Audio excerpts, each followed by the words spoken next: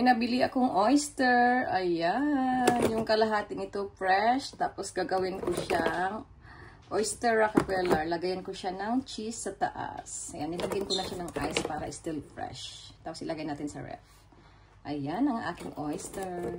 Ayan guys, ito na yung oyster kong nabili kanina. Tapos ito yung fresh oyster with Tabasco and salt lang. Hindi ko pa nilagay yung salt. Tapos ito naman sa rockefeller ko. Oyster rockefeller. I-bake natin to. Ilagyan natin ng spinach. Ayan yung spinach ko. Para masarap. Ayan. Like that. Lagyan natin ng spinach. Lagyan natin to sa oven. Mga 3 minutes lang.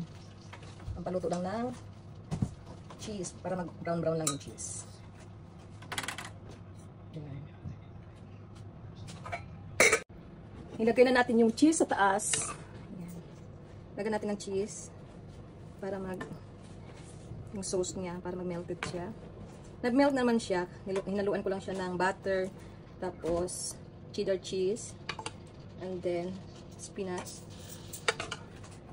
Ayan guys, dito ko sa gilid nilagay para nakatayo siya. Kasi pag sa gitna, ayan. Yan yung oyster rockefeller ko. Ilalagay na natin siya sa oven. Parang nakulangan pa ako ng cheese. Lagyan natin ng cheese sa taas.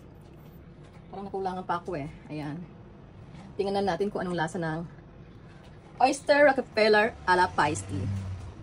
Ayan, i-ready na natin to sa oven. Lagay na. Ayan na, okay na yung oyster ko. So, ililipat na natin siya sa plates. Guys, ayan na yung oyster rockefeller a la Paiste. Look at that. Ito naman yung fresh oyster. Taran! Oh, di ba? Parang nasa restaurant lang. Thank you for watching.